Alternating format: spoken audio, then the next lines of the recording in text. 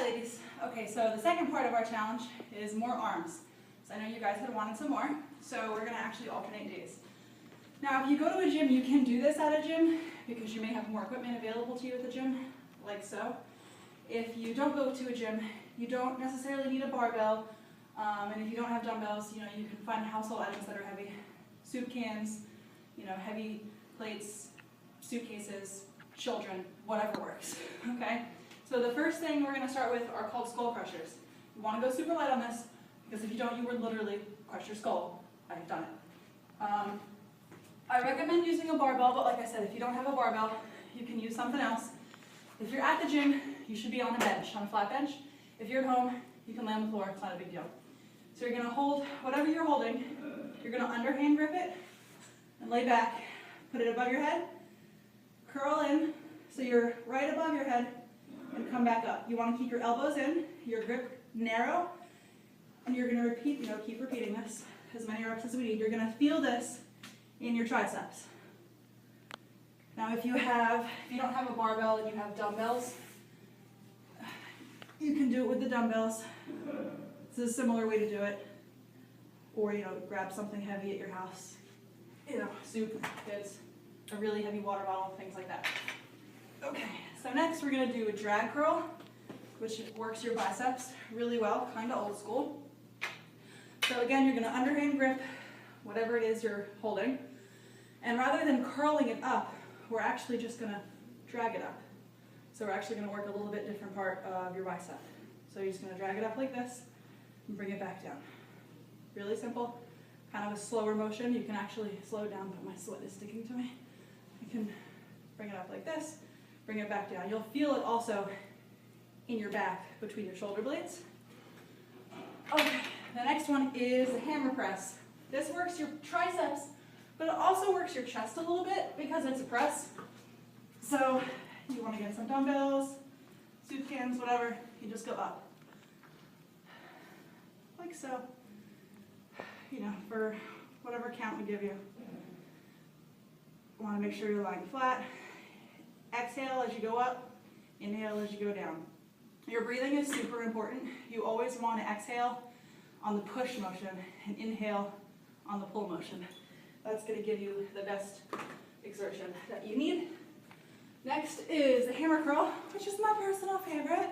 I like to alternate arms. I feel like you get more for your money when you do that. So you would just bring it up like this. Go back and forth. I feel like if you do them both at the same time, you can't necessarily use as much weight as you want. So you wind up going a little bit lighter, and me being obsessed with lifting as heavy as I can, I like to alternate them. Okay, so after that, I really want to put pull-ups in there, but I think most people can't do pull-ups. And the way I just figured out how I like to do pull-ups requires a squat bench, and most people don't have a gym. So we're going to do push-ups instead. You ladies should be familiar with push-ups from the last challenge. You can start them on your knees if you are new at this. The wider that your hands are, the easier it is. They should be under your shoulders a little bit. And you just go down and come back up. You can bring it in a little bit more narrow. It makes it a little bit harder. You can switch your hands like this. That's a little bit more of a challenge.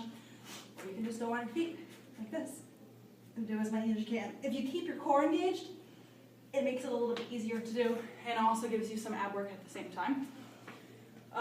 Dips, everybody's favorite dips. Okay, so I got a chair. I'm gonna do some dips. I know some of you had some trouble with these the first time around, so the closer your feet are, the easier it is. So this is, you're not really lifting that much weight.